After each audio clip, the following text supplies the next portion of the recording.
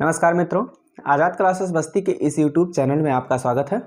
और पीछे के कक्षाओं में हम लोग जैसे साइंस पढ़ रहे थे, मैथमेटिक्स भी तो चलता है इसी चैनल पर, सेम चैनल पर। और साइंस हम लोग पढ़ रहे थे। साइंस में हम लोगों ने अगर NCERT की बात करूं तो चैप्टर फर्स्ट हम लोग पढ़ रहे थे। उसमें रासायनिक अपक्रिया क्या होती है, रासायनिक अपक्रिया को संतुलित कैसे करें, या रासायनिक अपक्रियाओं के प्रकार के बारे में हम लोग क्या कर रहे थे, पढ़ रहे थे। ठीक है, और इन सब के बारे में हमने बहुत बेहतर तरीके से पढ़ा था। ठीक है, और इसके पहले सबसे पहले हम लोगों ने एक टॉपिक पढ़ा था IUPAC, ठीक है, international union of pure and applied chemistry का। ठीक है, तो IUPAC हम लोग पढ़े थे और IUPAC को बहुत बेहतर तरीके से हम लोगों ने कंप्लीट किया था और उसके एग्जांपल्स भी किए थे। ठीक है, तो आप लोग अगर IUPAC नहीं पढ़े हो, ठीक है, तो IUPAC का क्लास जाकर कीजिए, बहुत आनंद आपको आएगा। ठीक है, तो हम लोग पढ़ रहे थे चैप्टर फर्स्ट हम लोग पढ़ रहे थे और इसमें रासायनिक अपक्रियाओं के बारे में पढ़े थे। रासायनिक अपक्रियाओं में हम लोगों ने संयोजन अपक्रिया क्या होती है, वियोजन अपक्रिया क्या होती है, ऊष्माक्षेपी अपक्रिया क्या होती है, ऊष्माशोषी अपक्रिया क्या होती है, और विस्थापन अपक्रिया क्या होती है या द्विविस्थापन अपक्रिया क्या होती है, इन सब के बारे में हम लोग क्या किए थे, चर्चा कर चुके थे। ठीक है,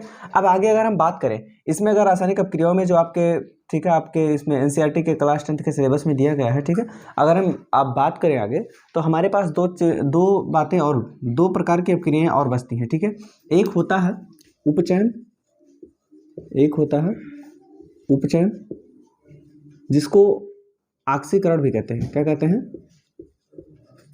ऑक्सीकरण। ठीक है, एवं अगला जो होता है आपका, अगला जो होता है अपचयन होता है। क्या होता है? अपचयन। ठीक है, तो ऑक्सीकरण और अपचयन चाहे कहिए और चाहे इसी को उपचयन एवं क्या कहिए, अपचयन कहिए। ठीक है, आपके पास दो प्रकार के अपक्रियाएं, ठीक है, इसमें हम पढ़ेंगे। ठीक है, तो उपचयन अर्थात ऑक्सीकरण एवं अपचयन का मतलब क्या हो जाता है, ठीक है, अपचयन। ठीक है, इसका कोई दूसरा नाम और नहीं है। ठीक है, अब एक चीज देखिए कि इन दोनों अपक्रियाओं के बारे में पढ़ने के लिए अगर हम दोनों का अलग अलग तरीके से, ठीक है, इसके बारे में बात करें, तो अगर हम बात उपचयन करें, अगर हम बात उपचयन की करें तो इसमें ऑक्सीजन का योग होता है। पूरा लिखो तब ज्यादा समझ में आएगा। पदार्थ में ऑक्सीजन का योग होता है और अपचयन में क्या होता है, पदार्थ में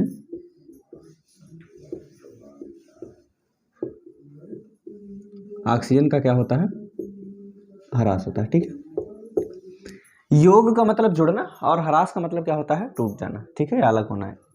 यूँ जानिए कि जैसे मान लीजिए कि ऑक्सीजन तो जैसे आपके लिए आवश्यक है, वैसे क्या होता है, उपचयन में भी होता है। अगर ऑक्सीजन मिल जाएगा तो उपचयन हो जाएगा और ऑक्सीजन टूट जाएगा तो क्या हो जाएगा, अपचयन हो जाएगा। ठीक है, कैसे टूट जाएगा या बन जाएगा, जैसे मान लीजिए एग्जाम्पल के तरीके से हम लोग समझते हैं। जैसे मान लीजिए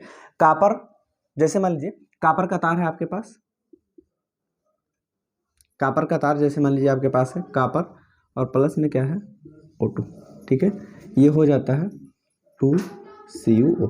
ठीक है, 2CuO हो जाता है। ठीक है, अब यहाँ देखिए, आपने देखा होगा कि जैसे मान लें आपके घरों में तार वगैरह पाया जाता है, कापर का तार का मतलब जिसमें लाल में लगभग येलो, मतलब येलो टाइप का, मतलब जो वो पाया जाता है, इसमें मतलब एलिमेंट जो पाया जाता है, तार जो होता है घरों में, परिपथों में यूज किया जाता है, घरों में तार लगाते हैं हम लोग, तो कहते हैं कापर का तार है, एल्युमिनियम का तार है। तो कापर का तार कैसा होता है, येलो अर्थात लगभग लाल टाइप या ऑरेंज टाइप का होता है, और क्या नाम है, जो एल्युमिनियम का होता है व्हाइट कलर का होता है। तो कहा जाता है कि जैसे कापर होता है, कापर ऑक्सीजन के संयोग से कापर ऑक्साइड बनाता है और ये ब्लैक कलर का होता है। कैसा होता है, ब्लैक कलर का होता है, काला होता है। ठीक है, तो यहाँ ऑक्सीजन का योग हुआ, यहाँ कापर में क्या हुआ, ऑक्सीजन का योग क्या हुआ, यहाँ ऑक्सीजन का योग, यहाँ कापर में ऑक्सीजन का योग हुआ है। अगर ऑक्सीजन का योग हुआ है तो क्या हुआ है, यहाँ उपचयन हुआ है, यहाँ क्या हुआ है, उपचयन, यहाँ क्या हुआ है, उपचयन हुआ है। ठीक है, तो कापर का यहाँ योग हुआ है, क्या हुआ है, कापर का यहाँ योग हुआ है। अर्थात ये कापर क्या होता है, जैसे मान लीजिए कापर का तार, जैसे ऊपर जो क्या नाम है प्लास्टिक का वो लगा होता है, कि जैसे मान लीजिए जिसको हम लोग निकाल के उसके बाद छील के उसको क्या करते हैं, तब तार जोड़ा जाता है ना, कापर के तार होते हैं। तो क्या कीजिए, जो अगर मान लीजिए ऊपर जो वो लगा हुआ है, अगर उसको हम निकाल दें, अगर उसको हम क्या करें, निकाल दें और काफ़ी दिन तक छोड़ दें, या बैटरी वगैरह में देखो जो कापर जो तार नंगा होता है या जो जोड़ा हुआ होता है, देखते हो कुछ दिन बाद वो काला हो जाता है। क्या हो जाता है, काला हो जाता है। यही प्रक्रिया होती है कि कापर और ऑक्सीजन कॉपर और ऑक्सीजन के संयोग से, कॉपर और ऑक्सीजन के संयोग से क्या होता है, कॉपर ऑक्साइड बन जाता है। और कॉपर ऑक्साइड ये किस कलर का होता है, ब्लैक कलर का होता है, या फिर ये किस कलर का होता है, काले कलर का होता है, ठीक है, काले रंग का होता है। और यहाँ ऑक्सीजन का योग भी हो रहा है, अर्थात कॉपर में ऑक्सीजन जुड़ रहा है, कॉपर में ऑक्सीजन जुड़ रहा है। और जब ऑक्सीजन का योग होता है तो क्या हो जाता है, यहाँ उपचयन हो जाता है। क्या हो जाता है, उपचयन हो जाता है। और दूसरी चीज, जब ऑक्सीजन का ह्रास हो, जब ऑक्सीजन का क्या हो, ह्रास हो, तो हमारे पास क्या हो जाता है, अपचयन हो जाता है। क्या हो जाता है, अपचयन। ऑक्सीजन का ह्रास कैसे होता है, जैसे मान लीजिए आपके पास CuO है, आपके पास CuO है, ठीक है, और हाइड्रोजन के साथ इसकी अपक्रिया करवा दें। इसकी अपक्रिया किसके साथ करवा दें, हम लोग हाइड्रोजन के साथ अपक्रिया करवा दें। अगर हम हाइड्रोजन के साथ इसकी अपक्रिया करवा देते हैं, कॉपर ऑक्साइड की अपक्रिया अगर हम हाइड्रोजन के साथ करवा दें, इसको एनर्जी दिया, फिर इसको ताप दें, क्या करें, ताप दें, तो कॉपर और हाइड्रोजन, कॉपर ऑक्साइड और हाइड्रोजन आपस में अपक्रिया करते हैं और कॉपर अलग हो जाता है और ये क्या बना लेते हैं, जल बनाते हैं। क्या बना लेते हैं, जल बनाते हैं, ठीक है। तो यहाँ क्या हुआ है, कॉपर, यहाँ कॉपर में यहाँ ऑक्सीजन जुड़ा है तो कॉपर ऑक्साइड बनाए हैं, ठीक है। तो कॉपर ऑक्सीजन का योग होने की वजह से यहाँ क्या हो गया है, उपचयन हो गया है। लेकिन यहाँ क्या हुआ है, लेकिन यहाँ क्या हुआ है, देखिए यहाँ कॉपर ऑक्साइड में से ऑक्सीजन अलग हुआ है, ठीक है, ऑक्सीजन क्या हुआ है, अलग हुआ है। यहाँ ऑक्सीजन का क्या हुआ है, ह्रास हुआ है। ऑक्सीजन का क्या हुआ है, ह्रास, ऑक्सीजन का ह्रास हुआ है, ठीक है, ऑक्सीजन का ह्रास। अगर ऑक्सीजन का ह्रास हुआ है तो यहाँ क्या हो जाएगा, अपचयन, ठीक है, अर्थात ऑक्सीजन का छोड़ के भाग गया। अब ऑक्सीजन अगर इसको छोड़ के भाग गया, अर्थात ऑक्सीजन आके मिल जाएगा तो हमारे पास उपचयन हो जाएगा, और ऑक्सीजन छोड़ के भाग जाएगा तो क्या हो जाएगा, हमारे पास अपचयन हो जाएगा, ठीक है। अब ऑक्सीजन क्या हुआ है, कॉपर ऑक्साइड को छोड़कर किसके पास चला गया, हाइड्रोजन के पास चला गया है। और यहाँ इस वजह से ऑक्सीजन का ह्रास, अर्थात इसमें से, पदार्थ में से ऑक्सीजन टूटा है, अलग हुआ है, इसलिए इस पदार्थ का क्या हुआ है, अपचयन हुआ है। इस पदार्थ का क्या हुआ है, अपचयन हुआ है। यहाँ कॉपर में ऑक्सीजन जुड़ा है इसलिए कॉपर का क्या हुआ है, उपचयन हुआ है। चाहे आप उपचयन कहिए, चाहे इसी को ऑक्सीकरण कहिए, ठीक है, ये होता है। और इसके बाद फिर क्या होता है कि आप लोग इतना नोट, मतलब बराबर जो भी आपको पढ़ाया जाता है आप नोट करते रहिए। उपचयन का मतलब ऑक्सीकरण एवं अपचयन, ठीक है। उपचयन क्या होता है, पदार्थ में ऑक्सीजन जुड़ जाता है, और अपचयन का मतलब क्या होता है, पदार्थ में से ऑक्सीजन टूट जाता है। लेकिन एक ऐसी अपक्रिया जिसमें ये दोनों पाए जाएं, जिसमें ये क्या पाए जाएं, दोनों पाए जाएं। कैसे, अर्थात जिसमें अपचयन भी हो और उपचयन भी हो, जिसमें क्या हो, जिसमें अपचयन भी हो और क्या हो, उपचयन भी हो। अगर अपचयन और उपचयन दोनों पाए जाते हैं, अगर अपचयन और उपचयन दोनों पाए जाते हैं तो इसी अपक्रिया को कहने लगते हैं रेडॉक्स अपक्रिया। क्या कहते हैं, रेडॉक्स अपक्रिया। इसी को रेडॉक्स अपक्रिया भी कहते हैं। और कभी पेपर में आ जाए तो कंफ्यूज मत होना, ठीक है। इसी को कहते हैं अपचयन उपचयन अपक्रिया, अपचयन उपचयन अपक्रिया, चाहे अपचयन उपचयन कहिए, चाहे उपचयन अपचयन अपक्रिया कहिए, ठीक है। तो जब ऑक्सीजन का ह्रास भी हो किसी पदार्थ में से, और किसी पदार्थ में से ऑक्सीजन का योग भी हो, अर्थात किसी में से ह्रास हो, अर्थात किसी को ऑक्सीजन छोड़ के जाए और किसी में ऑक्सीजन जाके जुड़ जाए, तो यहाँ ऑक्सीकरण अर्थात उपचयन और अपचयन दोनों पाया जाता है। और जब उपचयन और अपचयन दोनों पाया जाएगा तो उस अपक्रिया को क्या कहेंगे हम, रेडॉक्स अपक्रिया। अगर हम इसी अपक्रिया की बात करें, देखिए अगर रेडॉक्स अपक्रिया, जैसे मान लीजिए चाहे वो उपचयन कहे चाहे अपचयन कहे, एक रेडॉक्स अपक्रिया अगर आप याद कर लेते हैं, एक रेडॉक्स अपक्रिया आप केवल याद कर लेते हैं तो कोई दिक्कत नहीं। उपचयन आए तो भी लिख दीजिए, अपचयन आए तो भी लिख दीजिए, अगर रेडॉक्स आए तो उसमें लिखिए ही, कोई दिक्कत नहीं है, केवल एक अपक्रिया। यहाँ देखिए कॉपर में से ऑक्सीजन टूटा है, ऑक्सीजन टूटा है अर्थात इस पदार्थ में से ऑक्सीजन टूटा है, तो यहाँ क्या हो रहा है, उपचयन, अर्थात कॉपर का क्या हो रहा है, उपचयन। और उसके बाद फिर हाइड्रोजन में ऑक्सीजन जुड़ा है, हाइड्रोजन में ऑक्सीजन क्या हुआ है, जुड़ा है, अर्थात यहाँ क्या हुआ है, ऑक्सीजन का योग, यहाँ ऑक्सीजन का क्या हुआ है, योग हुआ है। अगर ऑक्सीजन का यहाँ योग हुआ है, अगर ऑक्सीजन का यहाँ योग हुआ है, अगर ऑक्सीजन का यहाँ योग हुआ है, अर्थात ऑक्सीजन जुड़ा है, तो यहाँ क्या हो जाएगा, अपचयन हो जाएगा। क्या हो जाएगा, अपचयन, क्या हो जाएगा, ये अपचयन हो जाएगा। तो ऑक्सीजन का ह्रास हुआ, ठीक है, ऑक्सीजन का, हाँ एक मिनट, ऑक्सीजन का योग हुआ तो उपचयन हो जाएगा। क्या हो जाएगा, उपचयन, उपचयन, ठीक है। ऑक्सीजन का योग हुआ, ऑक्सीजन जुड़ा तो क्या हो गया, उपचयन, और ऑक्सीजन का ह्रास हुआ तो क्या हो गया, अपचयन हो गया, ठीक है। हमारे पास ये दोनों चीज। अब देखो ये अभिक्रिया ऐसी है कि जिस अभिक्रिया में उपचयन और अपचयन दोनों पाए जाते हैं। अगर उपचयन और अपचयन दोनों पाए जाएंगे तो क्या, किस प्रकार की अपक्रिया हो जाएगी, रेडॉक्स अपक्रिया। या क्या, किस प्रकार की अपक्रिया हो जाएगी, रेडॉक्स अपक्रिया, ठीक है।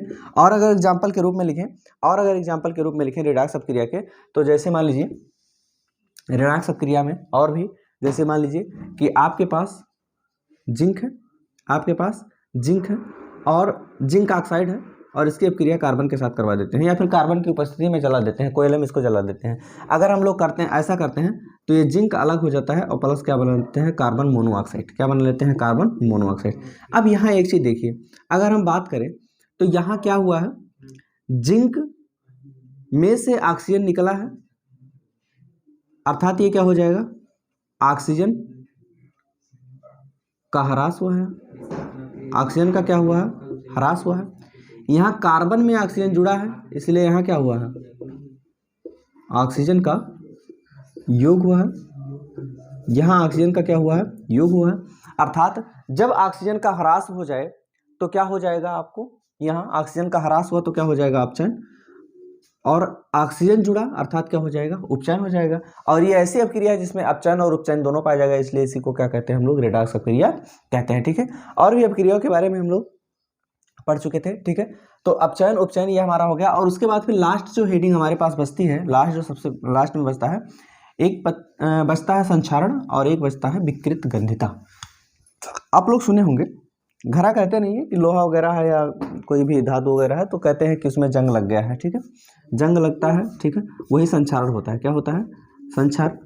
और दूसरी चीज़ क्या होती है, विकृत गंधिता, विकृत, और उसके बाद फिर गंधिता।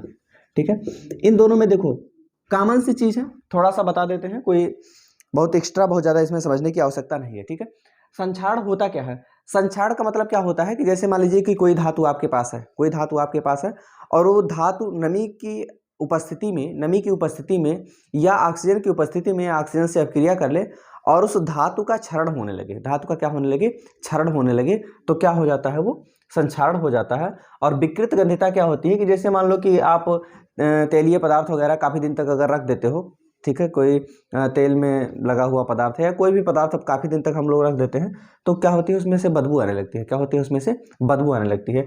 तो बदबू आने की वजह से ठीक है, उसमें एक विकृतता आ जाती है, एक विकृति आ जाती है, अर्थात उसमें कमी आ जाती है, इसलिए इसकी को क्या कहते हैं, विकृत गंधिता। और किसके, ठीक है, गंध में परिवर्तन होता है, गंध उसका विकृत हो जाता है अर्थात खराब हो जाता है, इसलिए उसको विकृत गंधिता कहा जाता है। ठीक है, संक्षारण में जैसे मान लीजिए अगर एग्जाम्पल के रूप में लिखें तो लोहे में जंग लगना, लोहे में क्या होगा, जंग लगना, लोहे में क्या होगा, जंग लगना।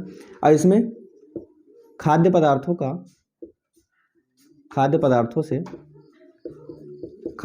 से क्या होना, दुर्गंध आना, खाद्य पदार्थों से क्या होगा, दुर्गंध आना, ये सब चीज़ें होती हैं।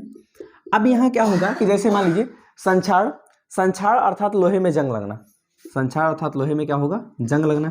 इसमें क्या देखते हो, ठीक है, इसमें परिवर्तन, ये भी एक प्रकार का रासायनिक परिवर्तन है, ये भी एक प्रकार का क्या है, रासायनिक परिवर्तन है। ठीक है, कैसे, इसमें जो ऑक्सीजन होता है, देखो संक्षारण की स्थिति में पदार्थ के रंग में परिवर्तन,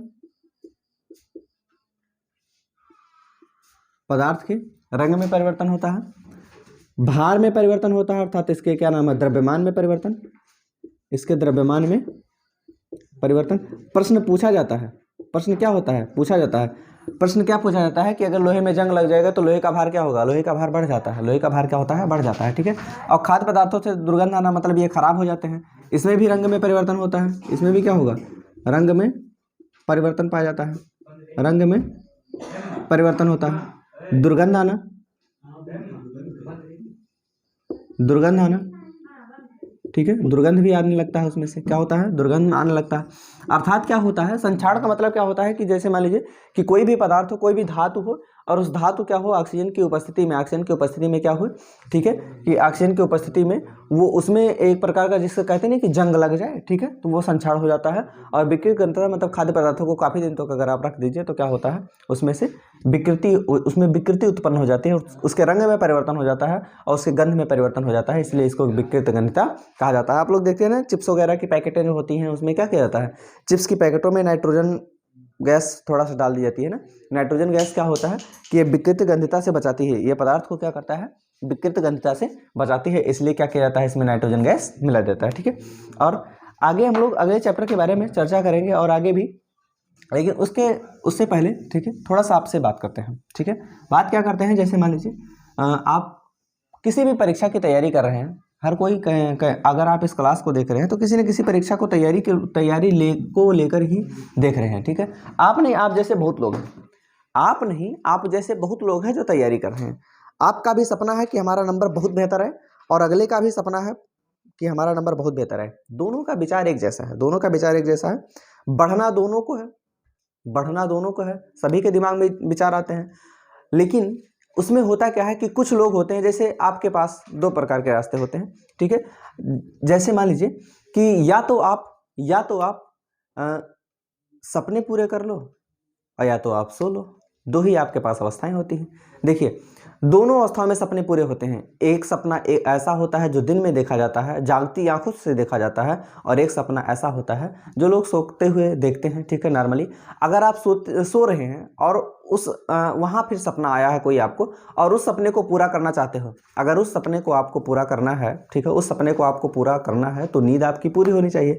लेकिन आपने दिन में अगर कोई सपना देखा, आपके माँ बाप ने कोई आपके लिए सपना देखा, या आपने अपने माँ बाप के लिए कोई सपना, आपने अपने लाइफ के बारे में कोई सपना देखा है, तो इसका मतलब क्या है? इसका मतलब ये है कि आपको जागना पड़ेगा, तो रात के सपने को अधूरे छोड़ना पड़ेगा, ठीक है। अर्थात अगर आप लक्ष्य को पाना चाहते हो तो आपको आपके रात के जो सपने हैं, ठीक है, जैसे मान लीजिए कि अगर आपको अपने सपने पूरे करने हैं, आपको अपने सपने पूरे करने हैं, ठीक है, अर्थात आपको अपना लक्ष्य पाना है, तो आपको अपनी नींद अधूरी करनी पड़ेगी। और अगर आप नींद पूरी करनी है तो आपको आपके अधूरे लक्ष्य ही मिलेंगे, ठीक है। आपको कुछ भी परिणाम बेहतर मिलने वाला नहीं है, ठीक है। सीधा सा एक चीज ध्यान रखिए कि जैसे किसी का अहित करके नहीं, किसी के बारे में बुरा बोलकर या किसी के बारे में कुछ भी कहकर, ठीक है, बचिए इन सब चीज़ों से, किसी को कुछ मत कहिए। जो जैसा है, हर एक किसी का नज़रिया अलग अलग होता है, ठीक है। हम अगर बंदर को देख रहे हैं तो एक जानवर के नज़रिए से देख रहे हैं, हो सकता है बंदर भी हमको जानवर के नज़रिए से देख रहा हो, ठीक है। हम लोग सोच रहे हैं 4 गोड़ वाला जानवर है, वो सोच रहा है कि 2 गोड़ वाला जानवर है, ठीक है। तो जानवर दोनों हैं, बस थोड़ा सा परिवर्तन हो गया है, ठीक है, हम में और उसमें। तो इन सब बातों का ध्यान रखिए। कोई भी टॉपिक जो आपको डिलीवर किया जाता है, आपको बहुत बेहतर तरीके से डिलीवर किया जाएगा, कोई भी प्रकार की कोई समस्या नहीं होगी। अगर आपको किसी प्रकार की समस्या होगी, अगर आपको लगता है कि आपको समस्या है या कोई ऐसी चीज़ें लगती हैं आपको कि जिससे आपको दिक्कत है, कोई टॉपिक नहीं समझ में आ रहा है, तो आप बेहतर तरीके से उसको आप कमेंट करके बताइए, आपको क्या किया जाएगा, उसमें समझा दिया जाएगा, ठीक है। तो इसमें हमने क्या क्या पढ़ा? संयोजन पढ़ा, वियोजन पढ़ा, विस्थापन पढ़ा, द्विविस्थापन पढ़ा, और हम लोगों ने उपचयन पढ़ा, अपचयन पढ़ा, रेडाक्स अपक्रिया किसे कहते हैं ये भी जाना, संक्षारण क्या होता है इसके बारे में भी हम लोग क्या किए हैं, जाने हैं, ठीक है। और आगे भी देखिए, जो आपका संघर्ष का रहा है, जैसे मान लीजिए कहानी के रूप में जैसे आपको बताता हूँ। जैसे मान लीजिए कि आप यहाँ बैठे हैं और मान लीजिए कि कहीं बहुत दूर अमेरिका में या चाइना में कहीं भूकंप आता है, लाखों लोग मारे जाते हैं। ये बताइए आपको कितना कष्ट होगा, कितना दुखी होंगे आप? बहुत ही कम दुखी होंगे आप लोग, अर्थात दुख का भार आपको कम होगा। अच्छा, थोड़ा सा और पास आते हैं। ये बात थी चाइना और अमेरिका की, ये बात किसकी थी? चाइना और अमेरिका की थी, ठीक है। लेकिन थोड़ा और पास आते हैं, ठीक है, यहाँ क्या है, आप हैं, ये बात अमेरिका वगैरह की थी। थोड़ा सा और पास आते हैं और ये भूकंप अब की बार नेपाल में आ जाता है। कहाँ जाता है? नेपाल में आ जाता है, ठीक है, नेपाल में आ जाता है। तब आपको आपके दिल से एक बार आह निकलेगा, अरे अगर थोड़ा सा डिफरेंस हुआ या थोड़ा सा खिसका होता तो आ जाता हमारे पास, ठीक है। तो अब थोड़ा सा दुख आपको हुआ, अच्छा, खुदा ना खास्ता मान लीजिए कि ये जो संकट है, ये जो भूकंप आया है या कोई भी विपत्ति ऐसी आई है, प्राकृतिक आपदा आई है, कहीं आपके भारत में आ जाती है, क्या हो जाती है? आपके भारत में आ जाती है, तो आप थोड़ा सा और ज़्यादा संवेदी हो जाते हैं, ठीक है। क्यों? ठीक है, क्यों ऐसा होता है अभी मैं बात करता हूँ, ठीक है। और उसके बाद फिर क्या होता है कि जैसे मान लीजिए कि आप थोड़ा सा और ज़्यादा संवेदी हो जाते हैं, थोड़ा सा आपके दुख का लेवल थोड़ा सा बढ़ जाता है, ठीक है। और उसके बाद फिर मान लीजिए कि ये भारत में ना होकर आप उत्तर प्रदेश में हो और ये यूपी में हो जाता है। कहाँ हो जाता है? उत्तर प्रदेश में हो जाता है। और आप बचते हो, आप किसी तरीके से बचते हो कि आपका गांव बच जाता है, आपका इलाका बच जाता है, ठीक है। तो आप अब आपका जो दुख है वो क्षणिक नहीं होने वाला। जैसे अमेरिका के बारे में सुना था तो 2 मिनट में भूल गए, हम लोगों ने नेपाल के बारे में सुना तो 2-3 दिन तक हम लोग को याद रहा। लेकिन अगर भारत के बारे में आ गया तो काफ़ी दिन तक हमको याद रहा। लेकिन अगर उत्तर प्रदेश की बात आ गई तो हमको साल भर याद रह गया। हमको क्या हुआ? साल भर याद रह गया। लेकिन ईश्वर न करे कभी ऐसा हो और आपके गांव में ऐसी दुर्घटना हो जाती है, आपके गांव में कोई ऐसी दुर्घटना हो जाती है कि पूरा परिवार का परिवार कोई शहीद हो जाता है, पूरा परिवार का परिवार क्या हो जाता है, शहीद हो जाता है। थोड़ा इसको इमोशनली समझने का प्रयास कीजिएगा, ठीक है। गाँव ठीक की बात होती है और क्या होता है, आधा गाँव शहीद हो जाता है, कोई पूरा परिवार शहीद हो जाता है। तो आप कुछ सालों तक इस घटना को नहीं भूल पाओगे, लोगों से बताओगे भी उस घटना को नहीं भूल पाओगे। और मान लीजिए ईश्वर न कभी करे कि ऐसा हो, ठीक है, और आपके घर में अगर हो जाए, आपके घर में कहीं ऐसा हो जाता है, ठीक है, कोई किसी के साथ कोई दुर्घटना हो जाती है, तो क्या आप पूरी ज़िंदगी भूल पाओगे? नहीं भूल पाओ। क्यों? क्योंकि ये अपने साथ हुआ है। किसके साथ हुआ है? अपने साथ। क्यों ऐसा होता है? अमेरिका को होने पर आपको कम दुख हुआ, वहाँ भी तो इंसान मरे थे, यहाँ भी इंसान मरे हैं, वहाँ भी इंसान ही थे, यहाँ भी इंसान ही है, बस फर्क थोड़ा सा हो गया है। आप कहोगे कि हमारा लगाव अधिक हो गया है, हमारे अम्मा हैं, हमारे अब्बू हैं, ठीक है, कहोगे हमारे फलाने हैं, हमारे धमाके हैं, ये बात कहोगे, बातें होंगी, है ना। लेकिन है तो इंसान ही, है तो इंसान ही। मान लीजिए 2 माँ हैं आपके पास 2 माएँ हैं। मान लीजिए कि इस माँ ने आपको जन्म दिया, इस माँ ने आपको पाला पोसा, इस माँ ने आपको पाला पोसा, आपका पालन पोषण किया, ठीक है। अब एक बात बताइए, जिस माँ ने आपको जन्म दिया और जन्म देने के तुरंत बाद किसी ऐसे माँ को सौंप दी जिस माँ ने आपको पाला पोसा, जिस माँ ने आपको पाला पोसा, एक बात बताओ, अचानक कभी ऐसा होता है कि कहीं रोड पे जा रहे हो, एक्सीडेंट होता है, देखते हो कोई लेडीज एक्सपायर कर गई है, वो वही माँ थी जिसने आपको जन्म दिया था, आपको मालूम है? नहीं मालूम। क्या इसको देखकर आपको दुख होगा? नहीं। जन्म देने वाली माँ है, दुख तो होना चाहिए, नहीं हुआ। क्यों नहीं हुआ?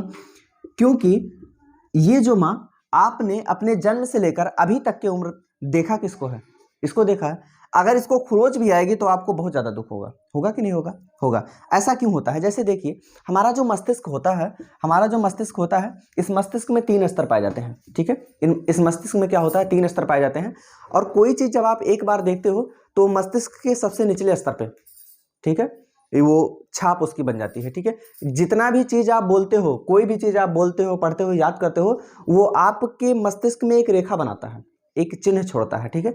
वही चीज़ आप कई बार रिपीट कर देते हो, 2 बार, 4 बार, 6 बार अगर आप रिपीट कर देते हो तो वो जो चिन्ह होता है वो और ज़्यादा गाढ़ा हो जाता है। लेकिन वही चीज़ अगर आप हज़ारों बार रिपीट कर देते हो, या इतनी बार, कोई गिनती ही नहीं है, इतनी बार रिपीट कर देते हो, ठीक है, इतनी बार रिपीट कर देते हो, तो वो चीज़ आपके दिमाग पे एक अमिट छाप, एक अमिट लाइन बना लेती है और वो कभी भी आपको नहीं भूलती है। कैसे? जैसे मान लो आप लोग सोचिए, दिमाग लगाइए, या फिर मतलब कभी कहीं स्कूल चल रहा हो, वहाँ नर्सरी के बच्चे बैठे हों और वो सुबह के समय नहीं, सुबह तो सब खा पी के आते हैं, मौज मस्ती के साथ आते हैं, कोनो प्रकार का टेंशन नहीं होता है। शाम के समय शाम के समय आप देखते होंगे कि शाम के समय बच्चे जब बैठते होंगे, ठीक है, उन लोगों को पढ़ाया जा रहा है 1 2 3, ठीक है। अब वो बच्चे सुबह से आए हैं, थक गए हैं, खाना खाए हैं लंच में, अब नींद आ रही है, ठीक है। अब उनको पढ़ाया जाता है 1 पढ़ेंगे, 1 2 3 4 5 6 11, और 12 में क्या होगा? 12 13। आदमी नींद में रहता है, वो लड़का नींद में रहता है, लेकिन उसको 13 पढ़ाया जाता है, वो 13 पढ़ता है। 14 पढ़ाया जाता है, 14 पढ़ता है। वो 100 तक बोलता रहता है, पढ़ता रहता है। वो नींद में भी रहता है और क्या करता है? पढ़ता रहता है। हुआ क्या? ये बताना क्यों चाहता हूँ, क्योंकि जो चीज़ें आप बार बार, अब वो चीज़ें, एक बात बताइए, क्या 1 2 3 4 आपको कभी भी जीवन में भूल सकता है? नहीं। आप 4 साल तक ही पढ़े रहे हो, 4 साल के बाद आपकी पूरी शिक्षा अधूरी रही हो, क्या वो 1 2 कभी भूल सकता है? नहीं भूल सकता। क्यों? क्योंकि उसको आपने बार बार रिपीट किया है, उसको सोते वक्त, जागते वक्त भी आपने रिपीट किया है। इसी तरीके से अगर आप अपने लक्ष्य को बना लेते हो, इसी तरीके से आप अपने लक्ष्य को बना लेते हो, सोते वक्त भी, जागते वक्त भी, कोई भी लक्ष्य हो सकता है, कोई भी लक्ष्य हो सकता है, ठीक है। गुजरात में एक व्यक्ति है जो मतलब लगभग 51-52 साल से कुछ नहीं खाया पिया है और बैठा है आराम से, तपस्या, और ये फैक्ट है, ठीक है। और क्या नाम है, महाराष्ट्र में भी एक लोग हैं, ठीक है, जिसने नहीं कुछ खाया, 17 साल से कुछ नहीं खाया पिया। नासा वाले उठा के ले गए थे, 3 महीना तक एक कमरे में बैठाए रहे थे कि देखो कुछ खाता पीता है कि नहीं खाता, कुछ नहीं खाया पिया, केवल हवा पी के जी रहा था, ठीक है। तो ऐसे भी लोग हैं आपके गाँव में, समाज में ऐसे भी लोग पाए जाएंगे जिनके पास दोनों पैर नहीं है, ठीक है, या ऐसे भी लोग पाए जाएंगे जिनके पास समाज में, या ऐसे लोग भी कंपनियां चला रहे हैं जिनके पास कोई पैर नहीं है, ठीक है। तो यही चीज़ें होती हैं, ठीक है, ठीक है। और एक चीज़, बहुत से ऐसे लोग हैं जिनके पास हाथ नहीं है, क्या वो खाना नहीं बना रहे हैं? क्या वो खाना नहीं खा रहे हैं? खा रहे हैं, ठीक है। ऐसे लोग भी हैं जिनके पास आंखें नहीं हैं, जिनके पास आंखें नहीं हैं, वो भी क्या करते हैं, हमने तो जीवंत उदाहरण देखे हैं, हमारे आसपास ऐसे भी 2-3 लोग टीचरों में हैं जिनकी आंखों से कुछ नहीं दिखाई देता है, ठीक है, लेकिन आप उनके कमरे में प्रवेश करोगे तो बता देंगे फलाने आओ, ठीक है, वो तुरंत बुलाएंगे कि फलाने आओ, क्यों, क्योंकि उनको पहचान है। तो मेरा कहने का मतलब ये है, ये जो लोग आपके घर में थे, ठीक है, ये जो लोग आपके घर में थे, इनको आपने बार बार देखा है, इनको आपने बार बार देखा है, तो वो जब आपसे अलग होता है, वो जब आपसे कोई अलग होता है या कोई भी समस्या उसके साथ आती है तो आपको ज़्यादा दुख होता है। क्यों? क्योंकि वो सोते जागते उठते बैठते आपकी नज़रों के सामने पड़ा है, ठीक है, आपकी नज़रों के सामने वो नहीं, तो आपको असहज महसूस होता है, आपके मस्तिष्क को असहज महसूस होता है, इसलिए आपको दुख होता है, इसलिए आपको क्या होता है, दुख होता है। मेरा कहने का मतलब ये है। और दूसरी चीज़ कि आपने अपने घर के परिवार के लोगों को बहुत बार देखा है, बार बार देखा है, सोते जागते उठते बैठते देखा है, इसलिए अगर इनको कोई संकट हो जाता है तो आपको सबसे ज़्यादा दुख होता है। गांव में किसी को हो जाता है तो वो दुख कुछ दिन तक रहता है, अगर उत्तर प्रदेश में हो जाता है तो 2-4 दिन तक वो दुख रहता है, भारत में हो जाता है तो 1 दिन में भूल जाते हो, नेपाल में होता है तो 1 घंटे में भूल जाते हो, अमेरिका में होता है तो 1 मिनट में भूल जाते हो। ऐसी परिस्थितियाँ आपके साथ बनती रहती हैं। मेरा कहने का मतलब ये है, कोई भी चीज़ दुनिया में किसी को कुछ भी समझ में नहीं आया है, कुछ भी समझ में नहीं आया है, ठीक है, नथिंग, कुछ भी समझ में नहीं आया। कैसे नहीं समझ में आया? जैसे मान लीजिए आपको पढ़ा जाता है एप्पल, सेब, क्या कहते हो, सेब। जाओ चाइना में, क्या चाइना में भी इसे सेब कहा जाएगा? नहीं कहा जाएगा। जाओ आप अफगानिस्तान में जाओगे तो पास की बात है, कहा जाएगा, ठीक है। आप चले जाओ सऊदी अरबिया में, ठीक है, आप चले जाओ कहीं और, आप चले जाओ दक्षिण भारत में, ठीक है, या फिर चले दक्षिण भारत में ही चले जाओ, इसका नाम बदल जाएगा, आप अपने भारत में ही दक्षिण भारत में चले जाओ, ठीक है। आप जिसे गोलगप्पे कहते हो, आप केरल में जाओगे सेव पूड़ी कहा जाता है, ठीक है। आप जैसे मान लीजिए कि यहाँ उत्तर भारत में बुखार कहा जाता है, आप दक्षिण भारत में जाओगे तो बुखार को पानी कहा जाता है, ठीक है। तो इस तरीके से आपके देश में ही परिवर्तन पाया जाएगा, किसी एक वस्तु का, किसी एक अवस्था का नाम, ठीक है, आपने उसको नाम दे दिया। सेब जैसा एक पदार्थ देखा है और सेब अब आपके दिमाग में फिट हो गया है। आप बचपन में आपको सबसे पहले एप्पल दिखाया गया, तब आपको एप्पल पढ़ाया गया। अगर आपको एप्पल ना दिखाया होता पूरी ज़िंदगी आपको एप्पल समझ में नहीं आने वाला था, ठीक है। तो मतलब जो चीज़ें आप देख लेते हो, जो चीज़ें आपके मस्तिष्क में, ठीक है, आपका जो मस्तिष्क है ये पिक्टोरियल फॉर्म को सबसे ज़्यादा एक्सेप्ट करता है। पिक्टोरियल फॉर्म का मतलब जो आप चित्रात्मक चीज़ें, अर्थात चित्र में जो पाई जाती हैं, अर्थात चित्र आप कोई देख लेते हो तो वो चीज़ें आपको ज़्यादा समझ में आती है, ठीक है। अब क्या चाइना में भी सेब कहा जाएगा? नहीं कहा जाएगा। आप क्या कहते हो? यहाँ कहते हो नून हुआ, ठीक है। खड़ी हिंदी में बोलेंगे, दिल्ली में चले जाओगे कहेंगे नमक है, दक्षिण भारत में चले जाओगे तो अंग्रेजी में बोलेंगे तो क्या कहेंगे? ये साल्ट है। अगर वो कन्नड़ या मलयाली किसी और दूसरे भाषा में बोलेंगे तो कुछ और बोल देंगे, लेकिन ठीक है यही अमेरिका में चले जाओगे तो कुछ और कहा जाएगा, ठीक है। तो मतलब भाषाएं अलग अलग हैं, भाषाएं अलग अलग हैं, हर एक चीज़ें अलग अलग कही जाती हैं। अब एक बात बताओ, आपके लिए जो पदार्थ सेब था, हो सकता है कि चाइना में संतरा कहते हैं उसी को, हो सकता है चाइना में इसी को क्या कहते हैं, संतरा कहते हैं। पदार्थ तो वही है, पदार्थ तो आपके पास वही है, पदार्थ आपके पास वही क्या है, सेब ही है। पदार्थ तो आपके पास क्या है, सेब ही है। पदार्थ आपके पास सेब ही है, लेकिन अब क्या, यहाँ भारत में क्या कह रहे हो, इसी को सेब कह रहे हो, और चाइना में हो सकता है, चाइना में हो सकता है कुछ और कहते हो सकता है संतरा कहते हो इसी को, संभव है, हो सकता है इसी को क्या कहते हो, संतरा। तो एक बात बताइए, चाइसू कहते हो इसी को, कुछ भी कहते होंगे, है कि नहीं, चिचियाते होंगे बेचारे। अब यहाँ एक चीज देखिए, है तो सेब ही, पदार्थ एक ही है, लेकिन नाम बदल गया कि नहीं बदल गया। आप कैसे सिद्ध करते, आपको क्या समझ में आया, क्या ये सेब है? प्रूव करो कि ये सेब है, सिद्ध करके बताओ ये सेब है, सिद्ध करके बताओ। आप कहते हो कि ये ए है, हमको समझ में आ गया ए है, सिद्ध करके बताओ ये है। क्या इसको सिद्ध कर सकते हो? नहीं कर सकते हो। अर्थात दुनिया की कोई भी चीज़ ऐसी नहीं है जो आपको समझ में आई हो, ठीक है। किताब एक बार पढ़ते हो कोई चीज़ तो आपको कहते हो समझ में नहीं आया, क्यों समझ में नहीं आया? क्योंकि वो चीज़ का रिपीटेशन नहीं हुआ, वो चीज़ आपके मनोमस्तिष्क में छाई नहीं है। आप कंपटीशन की तैयारी कर रहे हो तो आप कोई चीज़ बार बार पढ़ते हो, कोई लाइन बार बार पढ़ते हो तो आपको याद हो जाता है, तो क्या होता है, आपको याद हो जाता है। लेकिन अगर एक बार पढ़ते हो तो क्या याद होता है? नहीं याद होता है। क्यों? क्योंकि बार बार चीज़ें रिपीट करने से आपके मस्तिष्क में एक अमिट छाप, वो चीज़ जो जिसको आप बार बार रिपीट कर रहे हो वो आपके क्या होता है कि मस्तिष्क के सबसे उच्च स्तर पे पहुंच जाता है। जैसे उसकी आवश्यकता होती है तो आपको सोचने की, आपको उसके लिए अध्ययन करने की या किसी भी प्रकार के चिंतन करने की आवश्यकता नहीं होती, वो चीज़ स्वतः आपके लिए आ जाती है, ठीक है, बाहर आ जाती है, ठीक है। तो कोई भी चीज़ दुनिया में समझ में नहीं आया है, अगर कहते हो कि हमको समझ में नहीं आया तो सबसे बड़ी बेवकूफ़ी है। कुछ भी किसी को समझ में नहीं आता, अगर कुछ भी आता है तो आप बार बार रिपीट करते हो, वो चीज़ आपको याद हो जाता है। याद करके उस चीज़ को बताने का तरीका अलग हो सकता है, ठीक है। कोई मान लीजिए कि रास्ता बता रहा है, कोई रास्ता बता रहा है कि भैया ऐसे सीधे चले जाओ, ऐसे मुड़ जाना, ठीक है। कोई बता रहा है कि भैया आप सीधे जाइए और राइट हो जाना। एक ने कहा ऐसे सीधे जाओ भैया, ऐसे मुड़ जाओ। अब पहुंच गए वहाँ चौराहे पे, दाएं जाना है बाएं जाना है, कंफ्यूज हो जाओगे कि नहीं हो जाओगे। लेकिन कोई कह रहा है कि भैया जाना और चौराहे से राइट ले लेना, तो आप क्या करोगे? राइट लोगे। हाँ, बताने का तरीका अलग हो सकता है, समझाने का तरीका अलग हो सकता है आपको, ठीक है, पढ़ाने का तरीका अलग हो सकता है, लेकिन चीज़ों को जब आप बार बार रिपीट करते हो, कोई भी चैप्टर आप याद मत करो उसको, आप एक काम करो, उसको बार बार रिपीट करो। जब आप बार बार उस चीज़ को रिपीट करते हो तो आपके मस्तिष्क के उच्च स्तर में वो चीज़ आ जाती है और आपको वो चीज़ जिसको कहते हो कि आपको याद हो जाता है, ठीक है। आप अपने परिवार का नाम भूल सकते हो कभी इन होल लाइफ, पूरे जीवन में? नहीं भूल सकते ना। और अगर पूछा जाए चाइना में किसी का नाम हो, भूल सकते हो? नहीं भूल सकते हो, ठीक है। तो मतलब ये चीज़ें होती रहती हैं, ये चीज़ें क्या होती हैं? होती रहती हैं। इन चीज़ों का ध्यान रखिए। आपको कुछ भी याद नहीं होता है या कुछ भी मतलब समझ में नहीं आता है, आप उस चीज़ को बार बार रिपीट कीजिए। जैसे ही आपके मस्तिष्क के उच्च स्तर तक वो पहुंचेगा, आपको वो चीज़ें क्या होंगी? याद हो जाएंगी, ठीक है। और कोई भी चीज़, ठीक है, स्थिर नहीं है। आप इसे सेब कहते हो, आप किसी को संतरा कहते हो, यहाँ आम कहा जाता है, क्या चाइना में आम कहा जाएगा? नहीं कहा जाएगा। अमेरिका वाले मैंगो मैंगो चिल्लाएंगे, आम कह दोगे समझ में आएगा? नहीं समझ में आएगा। तो मतलब ये चीज़ें पाई जाती हैं, ठीक है, ये चीज़ें होती हैं। चीज़ों को बार बार रिपीट कीजिए, बार बार पढ़िए। आप याद करने में 2 घंटा लगाते हो, ठीक है, और उसी 2 घंटे में कोई 4 चैप्टर पढ़ लो, 4 चैप्टर का या 4 क्वेश्चन पढ़ डालो, वही 4 आधे घंटे में 4 क्वेश्चन हो जाएगा। आप उसको याद करोगे तो 2 घंटा लगेगा, लेकिन अगर पढ़ोगे तो क्या आधे घंटे में नहीं होगा? हो जाएगा बड़े आराम से, 15 मिनट में हो जाएगा। और वही चीज़ कल आप दोहरा दीजिए, आप वही चीज़ परसों दोहरा दीजिए, ठीक है।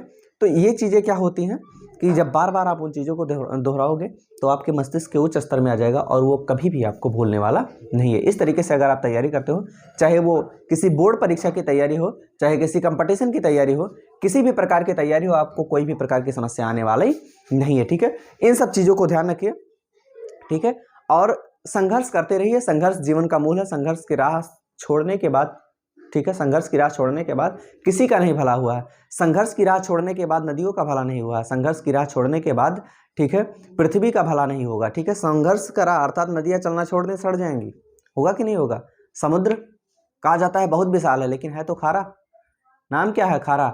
नदियाँ बहती हैं, छोटी हैं, लेकिन कहा जाएगा नदियों का जल मीठा होता है। भले नदियों में कूड़ा भरा हो, करकट भरा हो, भले ही कुछ भी भरा हो, वो समुद्र से ज़्यादा खारी हो, लेकिन फिर भी क्या कहा जाएगा उनको?